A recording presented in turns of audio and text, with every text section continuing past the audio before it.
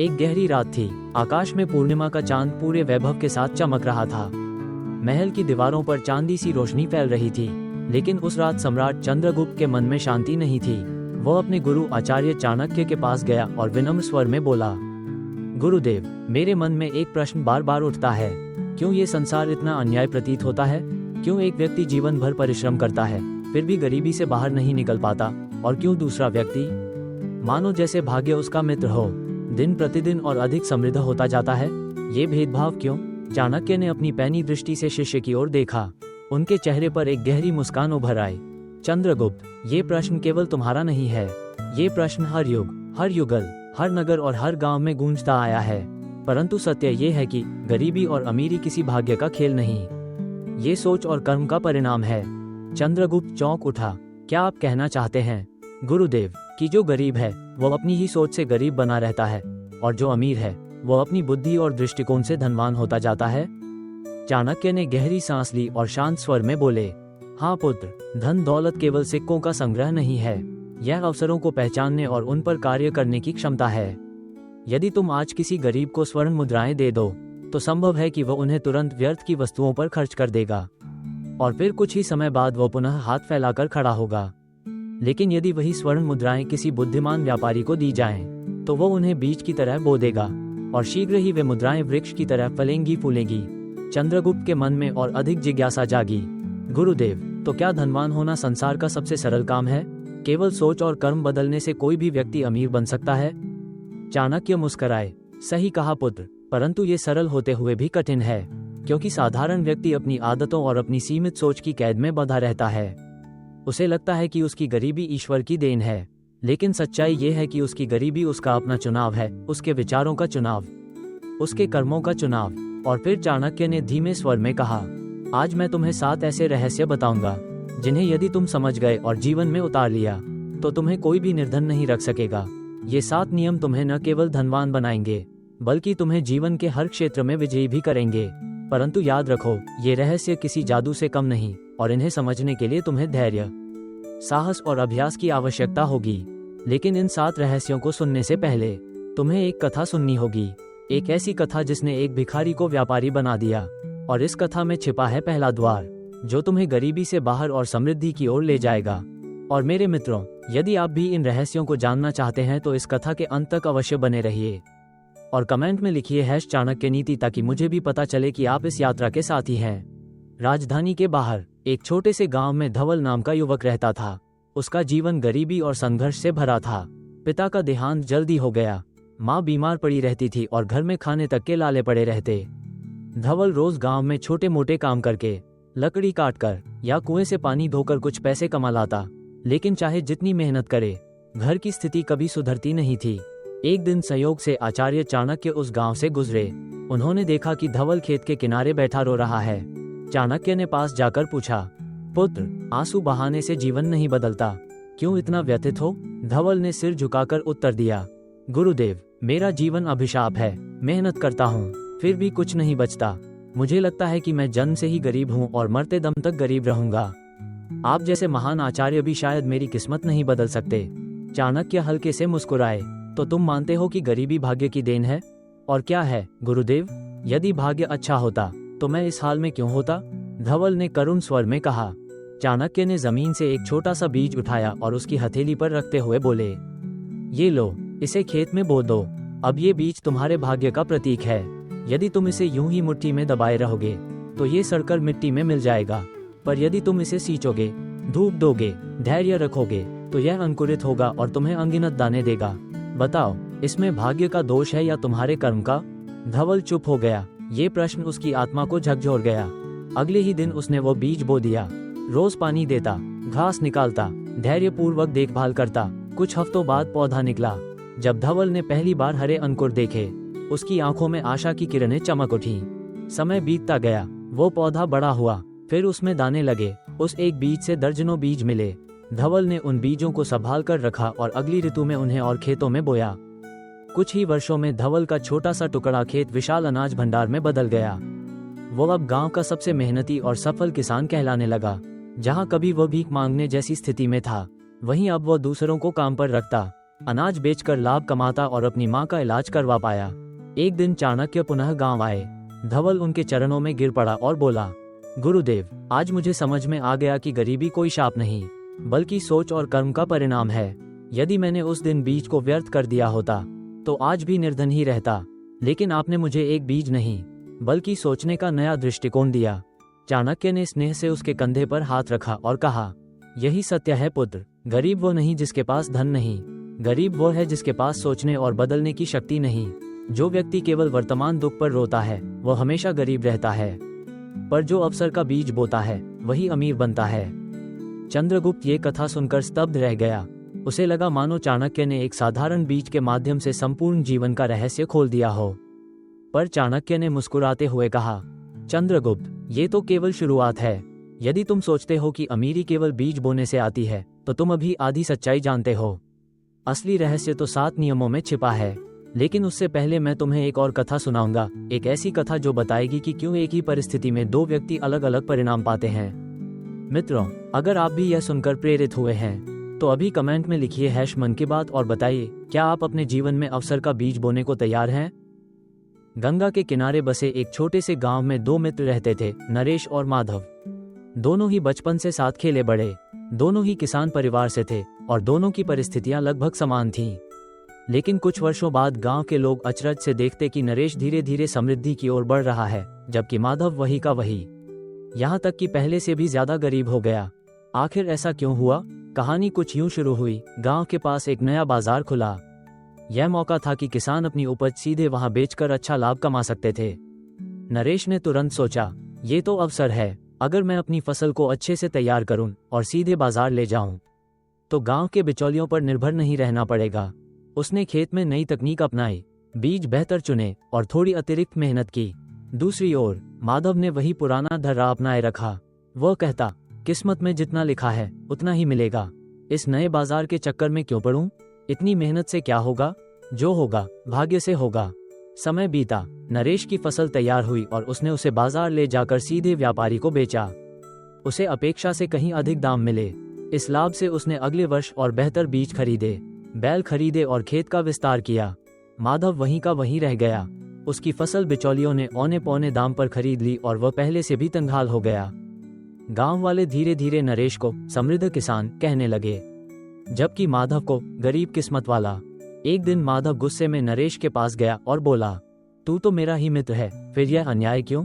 हमारी जमीन भी बराबर, मेहनत भी बराबर, फिर तू अमीर कैसे और मैं गरीब क्यों? नरेश ने शांत स्वर में कहा, भाई माधव, हमारी जमीन बराबर है पर हमारी सोच बराबर नहीं। मैंने अवसर देखा और तूने भाग्य देखा। मैंने मेहनत को दिशा दी और तूने आलस्य को बहाना बना लिया। अमीरी और गरीबी खेत से नहीं, सोच से जन्म लेती है। ये बात माधव के हृदय पर तीर की तरह लगी। उसने पहली बार महसूस किया कि उसकी दरिद्रता किसी देवता का शाप नहीं, बल्कि उसकी अपनी मानसिकता का परिणाम है। ये सुनकर चंद्रगुप्त ने भी आचार्य से पूछा, गुरुदेव, तो क्या संसार में हर अमीर और गरीब का भेद केवल उनके दृष्टिकोण का है? चाणक्य ने गंभीर स्वर में उत्तर दिया, हाँ पुत्र, और इसी अंतर को समझने के लिए मैं अब तुम्हें वे 7 रहस्य बताऊंगा जो किसी भी साधारण मनुष्य को अमीर बना सकते हैं। पर याद रखना, ये रहस्य केवल सुनने के लिए नहीं, इन्हें जीना पड़ता है। मित्रों, अब समय आ गया है उस हिस्से का जिसका आप सबसे अधिक इंतजार कर रहे थे। चाणक्य नीति के 7 अमूल्य रहस्य, जिन्हें जानकर आप भी अपने जीवन की दिशा बदल सकते हैं। चाणक्य ने चंद्रगुप्त से कहा, पुत्र, तुम जानना चाहते हो कि अमीरी और गरीबी का सबसे बड़ा अंतर कहाँ है?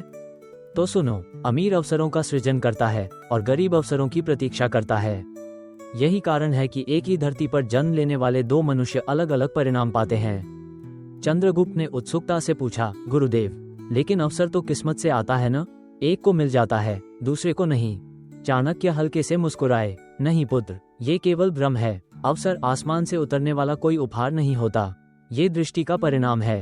एक सेनापति युद्ध में शत्रु की सबसे बड़ी कमजोरी को ही अवसर बना लेता है। वही स्थिति व्यापारी के लिए भी होती है, वही किसान के लिए भी। अवसर हर परिस्थिति में छिपा होता है, फर्क बस इतना है कि गरीब उसे देख ही नहीं पाता और अमीर उस पर हाथ डाल देता है। इतना कहकर चाणक्य ने एक कथा सुनाई। बहुत समय पहले एक नगर में 2 व्यापारी गए। दोनों ने देखा कि वहां के लोग नंगे पांव चलते हैं। पहला व्यापारी निराश होकर बोला, यहाँ तो कोई जूते पहनता ही नहीं, व्यापार कैसे होगा? और वो लौट गया।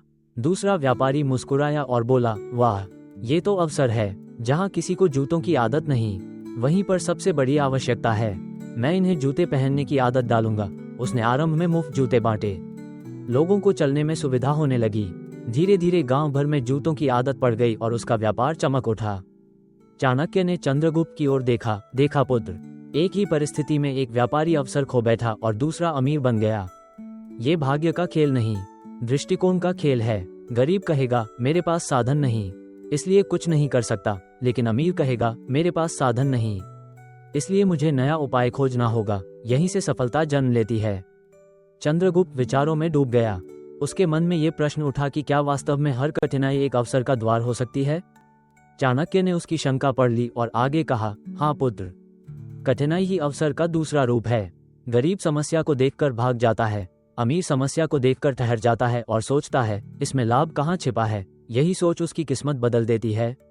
जिस तरह किसान वर्षा से पहले बीज बो देता है और जानता है कि बारिश आएगी तो फसल लहलहाएगी, वैसे ही बुद्धिमान व्यक्ति कठिनाई के समय बीज बो देता है और जब समय बदलता है तब वही फसल उसे अमीरी देती है। फिर चाणक्य ने चंद्रगुप्त को अभ्यास कराया।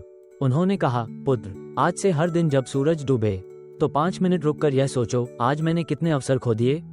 कौन सी कठिनाई थी जिसे मैं लाभ में बदल सकता था। यह आदत तुम्हें धीरे धीरे उस दृष्टि तक ले जाएगी जहां हर समस्या अवसर में बदलती नजर आएगी। चंद्रगुप्त ने सिर झुकाकर कहा, गुरुदेव, अब मुझे समझ में आ रहा है कि अवसर इंतजार करने से नहीं, खोजने और बनाने से मिलता है। चाणक्य ने गहरी दृष्टि से उसकी ओर देखा और बोले, सही कहा पुत्र, लेकिन याद रखो, अवसर पहचानना पर्याप्त नहीं है। असली शक्ति तब आती है जब तुम उसे कर्म में बदलते हो। और यही है अगला रहस्य। अब तुम सोच रहे होगे कि यदि अवसर सामने हो और इंसान कार्य ही न करे तो क्या होगा। उसका उत्तर अगले रहस्य में छिपा है, जहां अमीर कर्म पर विश्वास करता है और गरीब भाग्य पर। नियम 2, अमीर कर्म पर विश्वास करता है, गरीब भाग्य पर।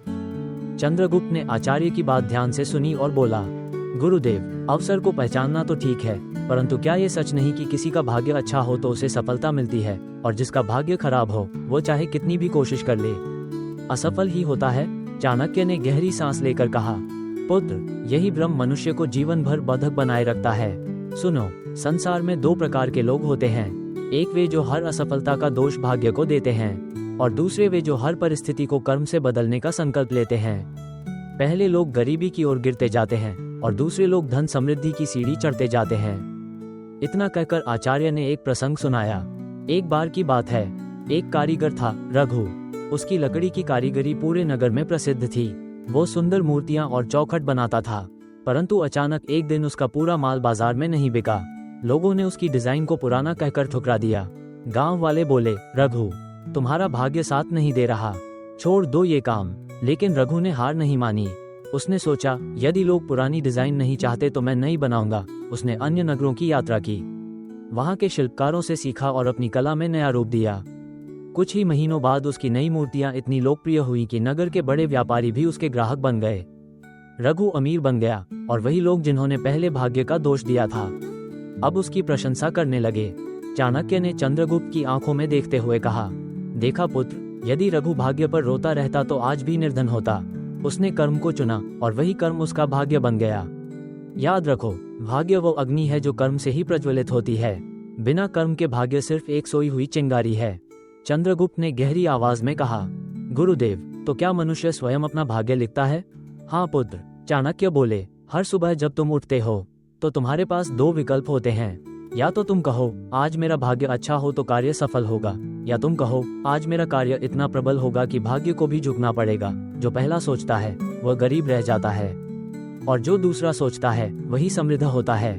आचार्य ने आगे समझाया, सोचो, एक योद्धा यदि हर बार युद्ध हारने पर कहे कि उसका भाग्य खराब है तो वह कभी विजय प्राप्त नहीं करेगा।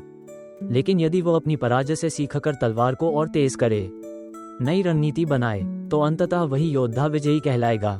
कर्म ही जीवन का शस्त्र है और आलस्य उसका सबसे बड़ा शत्रु। फिर आचार्य ने एक अभ्यास सुझाया। उन्होंने कहा, पुत्र, आज से तुम हर असफलता पर यह मत कहो कि भाग्य खराब था, बल्कि यह सोचो, इसमें मैंने कौन सा कर्म अधूरा छोड़ दिया। जब यह आदत बन जाएगी तो तुम्हें समझ आएगा कि तुम्हारा भविष्य तुम्हारे हाथों की मिट्टी है और तुम्हारे कर्म उसका आकार गढ़ते हैं। चंद्रगुप्त ने सिर झुकाकर प्रणाम किया। गुरुदेव, अब मैं समझ गया। मैं अपने भाग्य का रोना नहीं रोऊंगा, बल्कि अपने कर्म को प्रबल करूंगा। चाणक्य मुस्कुराए और बोले, शाबाश पुत्र, अब तुम अगले रहस्य के लिए तैयार हो। और वह रहस्य है, धन को केवल व्यय मत करो, उसे बीज की तरह निवेश करो। क्योंकि तीसरा नियम बताता है कि अमीर धन का निवेश करता है, जबकि गरीब उसे व्यर्थ खर्च कर देता है। अब तुम सोच रहे होगे कि निवेश केवल बड़े धनवान लोग कर सकते हैं, परंतु सच्चाई ये है कि निवेश छोटी से छोटी मुद्रा से भी शुरू होता है। और यही रहस्य मैं तुम्हें अब बताने जा रहा हूँ। नियम 3, अमीर धन का निवेश करता है, गरीब उसे खर्च कर देता है। चंद्रगुप्त अब तक मंत्रमुग्ध होकर आचार्य की बातें सुन रहा था। जब आचार्य ने अगले रहस्य का संकेत दिया तो उसकी आंखों में नई उत्सुकता झलक उठी। चाणक्य ने कहा, पुत्र, धन को लोग केवल सिक्कों के ढेर के रूप में समझते हैं, परंतु सत्य ये है कि धन एक बीज की तरह है। यदि तुम उसे सही भूमि में बोओगे तो वो वृक्ष बनकर अनेक फल देगा, लेकिन यदि तुम उसे तात्कालिक सुखों पर व्यर्थ खर्च कर दोगे तो वो बीज अंकुरित होने से पहले ही मिट्टी में सड़ जाएगा। यही अंतर है अमीर और गरीब के बीच। अमीर अपने धन का निवेश करता है और गरीब उसे खर्च कर देता है। चंद्रगुप्त ने पूछा, गुरुदेव, निवेश का अर्थ क्या केवल व्यापार में लगाना है? चाणक्य मुस्कुराए, नहीं पुत्र, निवेश केवल सोने या व्यापार में नहीं होता। निवेश का अर्थ है अपने धन, समय और ऊर्जा को उस स्थान पर लगाना जहाँ से भविष्य में फल मिले। देखो, मैं तुम्हें एक कथा सुनाता हूँ। उन्होंने कहानी शुरू की। वर्षों पहले उज्जैन नगर में 2 मित्र रहते थे, विनय और सुरेश। दोनों ही मेहनती थे और दोनों को एक साथ समान मजदूरी मिलती थी। एक दिन उन्हें एक बड़ी रकम मिली। विनय ने सोचा, अब तो मौज करनी चाहिए। उसने उस पैसे से उत्सव किया, नई पोशाकें खरीदी, दावत दी और थोड़े ही दिनों में सब खत्म कर दिया। पर सुरेश ने वही रकम संभाल कर रखी। उसने उसका कुछ हिस्सा साधारण व्यापार में लगाया, साबुन, तेल और अनाज का छोटा सा ठेला लगाया। धीरे धीरे उसका व्यापार बढ़ने लगा। उसने कमाई का कुछ हिस्सा फिर नए माल में निवेश किया। समय के साथ उसका ठेला एक दुकान बना, दुकान एक गोदाम में बदली और सुरेश नगर का प्रतिष्ठित व्यापारी बन गया। कुछ वर्षों बाद जब लोग दोनों मित्रों को देखते तो आश्चर्य करते। विनय आज भी मजदूरी कर रहा था और सुरेश अब नगर का धनवान व्यापारी बन चुका था। आचार्य ने चंद्रगुप्त की ओर देखा और बोले, यही अंतर है पुत्र। विनय ने धन को खर्च किया, सुरेश ने उसे निवेश किया। विनय का धन मिट्टी में घुल गया और सुरेश का धन बीज बनकर वृक्ष बन गया। चंद्रगुप्त ने गहरी सांस लेकर कहा, गुरुदेव, तो क्या हर व्यक्ति को अपने धन का कुछ हिस्सा बचाकर निवेश करना चाहिए? चाणक्य ने गंभीर स्वर में उत्तर दिया, हाँ पुत्र, और यह निवेश केवल व्यापार का नहीं है। अपने कौशल को निखारना भी निवेश है, नई विद्या सीखना भी निवेश है। यदि तुम्हें कुछ स्वर्ण मुद्राएं मिलें तो उनका एक भाग तुम्हारे भरण पोषण में जाए, परंतु दूसरा भाग अवश्य निवेश होना चाहिए, क्योंकि जो धन निवेश नहीं होता वह धीरे धीरे खर्च होकर समाप्त हो जाता है। उन्होंने और समझाया, गरीब व्यक्ति को जब धन मिलता है वो सबसे पहले सुख सुविधाओं की वस्तुएं खरीदता है। वो सोचता है कि यह क्षणिक सुख ही असली धन है, लेकिन अमीर व्यक्ति जानता है कि असली सुख है अपने धन को और धन पैदा करते देखना। यही कारण है कि अमीर समय के साथ और अमीर होता जाता है और गरीब समय के साथ और गरीब। फिर चाणक्य ने एक अभ्यास सुझाया, पुत्र, यदि आज तुम्हें 100 मुद्राएं मिलें तो यह मत सोचो कि यह खर्च करने का अवसर है, बल्कि यह सोचो कि इनमें से कौन सी राशि बीज की तरह बोई जा सकती है।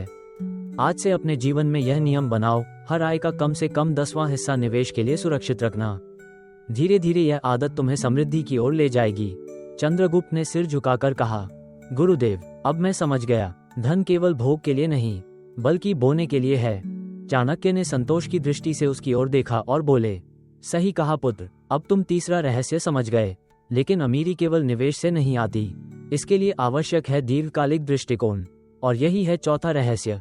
अब तुम सोच रहे होगे कि यदि कोई आज ही सब कुछ भोगना चाहता है तो क्या होगा?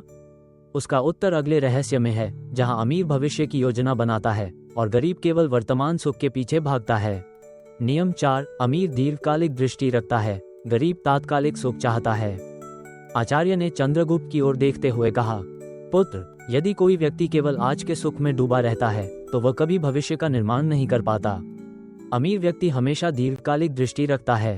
वह जानता है कि आज का छोटा त्याग कल का बड़ा लाभ है, जबकि गरीब व्यक्ति तुरंत मिलने वाले सुख के पीछे भागता है और अपना भविष्य बेच देता है। फिर आचार्य ने एक प्रसंग सुनाया। एक नगर में देवदत्त और हरिराम नामक 2 युवक रहते थे। दोनों को एक साथ कुछ धन प्राप्त हुआ। देवदत्त ने सोचा, क्यों न इस धन से दुकान खोलूं? अभी कठिनाई होगी पर भविष्य में लाभ मिलेगा। उसने अपने धन से अनाज का छोटा व्यापार शुरू किया। पहले साल मुश्किलें आईं, उसे कई रातें भूखा सोना पड़ा, लेकिन उसने धैर्य रखा। दूसरी ओर हरिराम ने वही धन तात्कालिक सुख में खर्च कर दिया। उसने नई पोशाकें खरीदी, भोज कराया और मित्रों संग विलास में लिप्त हो गया। कुछ ही समय में उसका धन समाप्त हो गया। वर्षों बाद लोग देखते हैं कि देवदत्त नगर का धनी व्यापारी बन चुका था, जबकि हरिराम फिर से दरिद्र हो गया था। आचार्य बोले, यही अंतर है पुत्र। अमीर व्यक्ति 5 वर्ष आगे सोचता है, गरीब केवल 5 दिन आगे। फिर उन्होंने अभ्यास बताया, हर निर्णय लेते समय अपने आप से यह प्रश्न पूछो, यह मुझे 5 वर्ष बाद कहाँ ले जाएगा? यदि उत्तर अच्छा है तो निर्णय लो, यदि नहीं तो त्याग दो। चंद्रगुप्त ने सिर झुकाया और बोला, गुरुदेव, अब मुझे समझ में आ रहा है कि असली शक्ति धैर्य और दृष्टि में है। चाणक्य ने उत्तर दिया, सही कहा पुत्र, लेकिन याद रखो, यात्रा में असफलताएं आएंगी और यही आता है अगला रहस्य। नियम 5, अमीर गलतियों से सीखता है, गरीब हार मान लेता है। चाणक्य ने कहा, पुत्र, मनुष्य से गलती होना स्वाभाविक है, लेकिन वही गलती किसी को महान बनाती है और किसी को दीन। अमीर अपनी हर असफलता को गुरु मानता है, जबकि गरीब 1-2 हार के बाद निराश होकर बैठ जाता है। उन्होंने उदाहरण सुनाया, एक बार एक व्यापारी ने समुद्री मार्ग से मसालों का व्यापार आरंभ किया। पहले ही सफर में उसका जहाज तूफान में डूब गया और भारी हानि हुई। लोग हंसने लगे, यह व्यापार का नहीं, दुर्भाग्य का आदमी है। लेकिन व्यापारी ने हार नहीं मानी। उसने अपनी गलती का अध्ययन किया, नए जहाज में बेहतर सुरक्षा की व्यवस्था की और फिर से समुद्र का रुख किया। इस बार वह सफल हुआ। कुछ ही वर्षों में वही व्यापारी इतना अमीर हुआ कि उसका नाम दूर दूर तक फैल गया। यदि वो पहली असफलता में हार मान लेता तो वो जीवन भर निर्धन रहता। आचार्य ने समझाया, पुत्र, हार अंत नहीं है, हार केवल ये बताती है कि रास्ता सही नहीं चुना गया। जो व्यक्ति हार से सीखता है वो अंततः विजय पाता है, और जो हार मान लेता है वो गरीबी का दास बन जाता है। चंद्रगुप्त ने गंभीरता से कहा, गुरुदेव, अब मैं समझ गया, असफलता शत्रु नहीं, मित्र है। नियम 6, अमीर समय का मूल्य जानता है, गरीब उसे व्यर्थ गंवाता है। आचार्य ने चंद्रगुप्त को एक जलधारा की ओर ले जाकर कहा, देखो पुत्र, ये नदी कैसे बह रही है, इसे रोका नहीं जा सकता। समय भी इसी नदी की तरह है, एक बार जो क्षण चला गया वो लौट कर नहीं आता। गरीब व्यक्ति समय को गपशप, आलस्य और तुच्छ कार्यों में गंवा देता है, और अमीर हर क्षण का सदुपयोग करता है। उन्होंने एक प्रसंग सुनाया। एक व्यापारी प्रतिदिन सूर्योदय से पहले उठता, दिन की योजना बनाता, बाजार की गतिविधियां समझता और अपने काम में लग जाता। धीरे धीरे उसका व्यापार फलने लगा। दूसरी ओर उसका पड़ोसी व्यापारी देर तक सोता, दिन भर गपशप करता और फिर कहता, मेरी किस्मत खराब है। लेकिन सच्चाई ये थी कि उसकी किस्मत नहीं, उसका समय प्रबंधन खराब था। चाणक्य ने गंभीर स्वर में कहा, याद रखो पुत्र, धन यदि खो जाए तो उसे पुनः कमाया जा सकता है, परंतु समय खो जाए तो वह सदा के लिए चला जाता है। अमीर अपने हर क्षण को सैनिक की तरह अनुशासित रखता है। यदि तुम समृद्ध होना चाहते हो तो अपने समय को धन से भी अधिक मूल्यवान समझो। चंद्रगुप्त ने प्रणाम करते हुए कहा, गुरुदेव, अब मैं समय को व्यर्थ नहीं गंवाऊंगा, हर दिन का सदुपयोग करूंगा। नियम 7, अमीर साहसिक जोखिम लेता है, गरीब परिवर्तन से डरता है। चाणक्य ने अंत में कहा, और अब अंतिम रहस्य सुनो। अमीर व्यक्ति जोखिम लेने से नहीं डरता, वह जानता है कि बिना जोखिम के बड़ा लाभ नहीं मिलता, लेकिन वह अंधा जोखिम नहीं लेता, बल्कि सोच समझकर, योजना बनाकर आगे बढ़ता है। गरीब व्यक्ति परिवर्तन से भयभीत होता है, वो सोचता है कि सुरक्षित रहना ही बुद्धिमानी है, लेकिन यही भय उसे जीवन भर वहीं बांधे रखता है। उन्होंने एक उदाहरण सुनाया। एक नगर में 2 व्यापारी थे। एक व्यापारी केवल अपने गांव में ही व्यापार करता रहा, उसे डर था कि बाहर जाकर नुकसान होगा, वो जीवन भर साधारण ही बना रहा। दूसरा व्यापारी साहस कर दूर देशों में गया, नए बाजार देखे, नए सौदे किए। प्रारंभ में उसने जोखिम उठाया, परंतु बाद में वही जोखिम उसके लिए अपार धन और यश लेकर आया। चाणक्य ने कहा, याद रखो पुत्र, जो जोखिम से डरता है वो अवसर खो देता है, और जो साहस करता है वही समृद्धि को गले लगाता है। गरीब व्यक्ति कहेगा, यह असंभव है, अमीर कहेगा, चलो प्रयास करके देखते हैं। यही सोच उसे अमीर बनाती है। चाणक्य ने गहरी दृष्टि से चंद्रगुप्त को देखते हुए कहा, ये 7 रहस्य यदि तुम जीवन में उतार लोगे तो कोई शक्ति तुम्हें निर्धन नहीं रख सकेगी। परंतु पुत्र, ये केवल दर्शन नहीं है, इसके पीछे विज्ञान भी है। आधुनिक मनोविज्ञान और मस्तिष्क का ज्ञान भी इन्हीं बातों की पुष्टि करता है, और यही अब मैं तुम्हें बताने वाला हूँ। चंद्रगुप्त मौन होकर गुरु की बातें सुन रहा था। 7 रहस्य उसके मन में गहराई से उतर चुके थे, लेकिन तभी उसने प्रश्न किया, गुरुदेव, आपके ये सिद्धांत तो स्पष्ट हैं, परंतु मैं सोचता हूँ कि क्या ये केवल दर्शन है या इसका कोई वैज्ञानिक आधार भी है? क्या मनुष्य का मस्तिष्क भी इसी प्रकार कार्य करता है?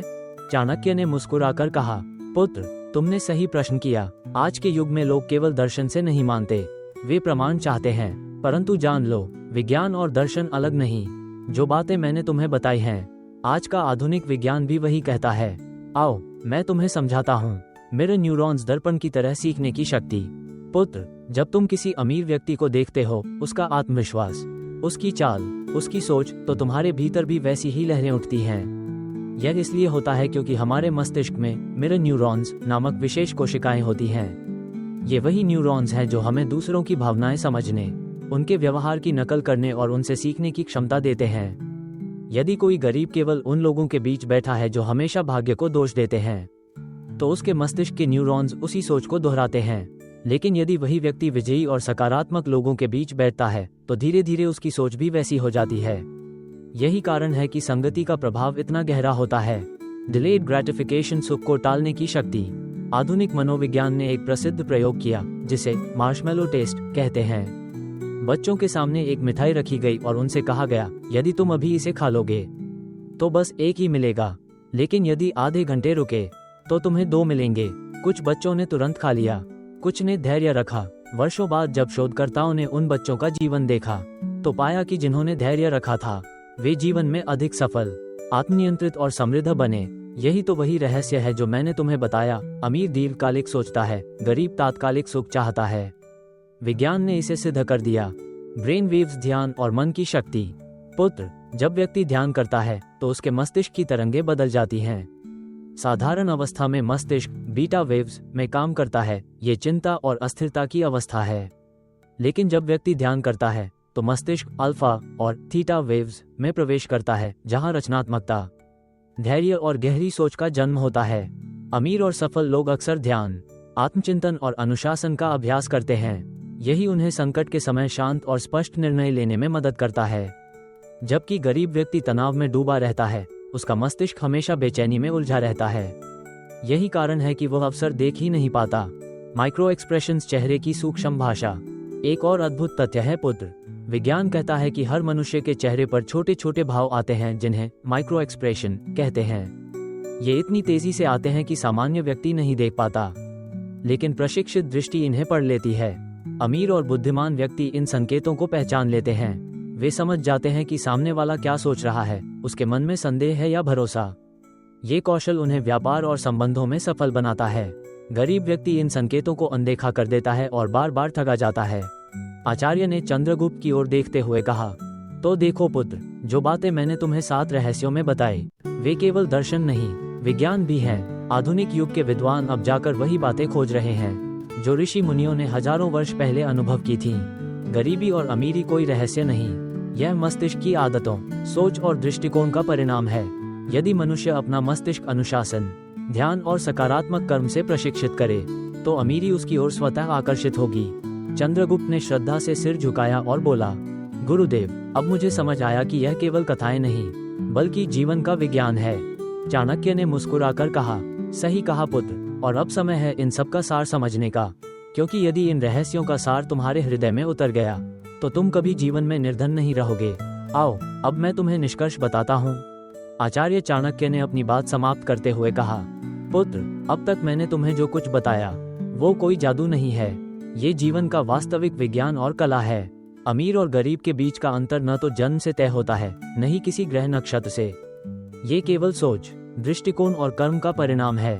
गरीबी कोई पाप नहीं, परंतु गरीबी को स्थायी बना लेना, अपने हालात बदलने का प्रयास न करना, यह अवश्य एक भूल है। अमीर व्यक्ति भी कभी गरीब था, लेकिन उसने अपने विचारों को बदला, अवसरों को पहचाना, गलतियों से सीखा और समय का मूल्य जाना। इसी कारण वह अमीर बना। याद रखो पुत्र, अवसर सबके सामने आता है, पर उसे पकड़ने वाला ही विजयी होता है। असफलता सबको मिलती है, पर उससे सीखने वाला ही आगे बढ़ता है। समय सबके पास है, पर उसका सदुपयोग करने वाला ही अमीर कहलाता है। इसलिए यदि कोई कहे कि वो गरीब इसलिए है क्योंकि भाग्य उसका साथ नहीं देता, तो जान लो कि वो स्वयं अपने मन का कैदी है। और यदि कोई कहे कि उसने मेहनत, धैर्य और दृष्टि से समृद्धि पाई, तो यह उसका सत्य है। चंद्रगुप्त ने आचार्य के चरणों में झुककर प्रणाम किया और कहा, गुरुदेव, आज आपने मेरे जीवन की आंखें खोल दी। अब मैं कभी भाग्य को दोष नहीं दूंगा, बल्कि अपने कर्म से अपना भाग्य स्वयं गढ़ूंगा। आचार्य ने स्नेह से उसके सिर पर हाथ रखा। शाबाश पुत्र, यही तो असली शिक्षा है। याद रखो, धनवान बनना कठिन नहीं, पर इसके लिए निरंतर अभ्यास चाहिए।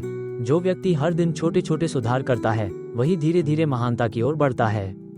और फिर आचार्य ने अंतिम वचन कहा, पुत्र, मन पढ़ने की कला केवल दूसरों के भावों को समझना नहीं है, बल्कि अपने ही मन को पढ़ना और उसे अनुशासित करना है। जब तुम अपने मन को साध लोगे, तो संसार तुम्हारे लिए खुला खजाना बन जाएगा। मित्रों, यही आज की सीख है। अमीरी और गरीबी भाग्य से नहीं, हमारी सोच और कर्म से तय होती है। प्रिय मित्रों, यदि आपने आज की यह बातें ध्यान से सुनी हैं, तो आपको भी यह अनुभव हुआ होगा कि चाणक्य नीति केवल प्राचीन ज्ञान नहीं, बल्कि आज भी उतनी ही प्रासंगिक है। अब आपके लिए एक प्रश्न है, इन 7 रहस्यों में से कौन सा नियम आप सबसे पहले अपने जीवन में अपनाने जा रहे हैं? क्या आप समय का मूल्य समझना शुरू करेंगे, या अवसर को पहचानने की आदत डालेंगे, या फिर अपनी गलतियों से सीखने की कला विकसित करेंगे? नीचे कमेंट में लिखिए और साझा कीजिए कि कौन सा नियम आपके जीवन में सबसे अधिक काम आएगा। यदि यह वीडियो आपको उपयोगी लगी हो, तो चैनल को सब्सक्राइब कीजिए, घंटी दबाइए और इस ज्ञान को अपने मित्रों के साथ साझा कीजिए, ताकि और लोग भी गरीबी की मानसिकता से निकलकर समृद्धि की राह पकड़ सकें। और हाँ, अब समय है अगले रहस्य की ओर बढ़ने का, क्योंकि जो हमने आज जाना, वह तो अमीरी और गरीबी के सामान्य भेद थे, लेकिन अगली कड़ी में हम खोलेंगे एक और गहरा रहस्य, कठिन और चालाक लोगों के मन को कैसे पढ़ें। जी हाँ, अगली बार मैं आपको बताऊंगा कि किस प्रकार आप उन लोगों की सोच समझ सकते हैं जो सामने से मुस्कुराते हैं, लेकिन भीतर से चालाकी करते हैं। ये ज्ञान केवल धन कमाने के लिए नहीं, बल्कि अपने जीवन की रक्षा के लिए भी आवश्यक है। इसलिए यदि आप ये रहस्य मिस कर देंगे, तो संभव है कि जीवन की बाजी में आप हार जाएं। पर यदि आपने इसे जान लिया, तो कोई भी व्यक्ति आपको छल नहीं सकेगा। तो जुड़े रहिए और कमेंट में लिखना न भूलिए #चाणक्य नीति।